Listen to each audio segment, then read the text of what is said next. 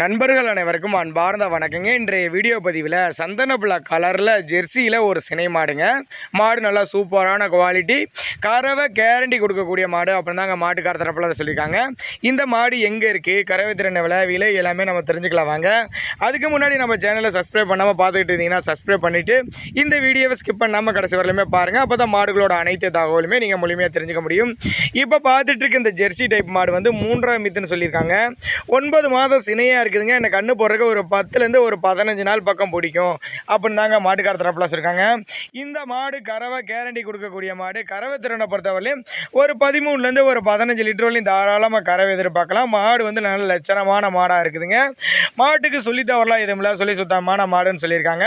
நல்லாவே ஒரு மேய்ச்சல் முறையில் வளர்க்கப்பட்ட மாடுங்கனால எல்லா கிளைமேட்டுக்கு கொண்டு போனால் அடாப்ட் பண்ணிக்கும். தண்ணி தவள் நல்லா அருமையாக எடுத்துக்கக்கூடிய மாடு, நல்லா பொறுமையான குணம் அப்படின்னு தாங்க மாட்டுக்கார தரப்பில் சொல்லியிருக்காங்க. இந்த மாடு இருக்கக்கூடிய இடம்னு பார்த்தீங்கன்னா சேலம் மாவட்டத்தில் தாங்க இருக்குது.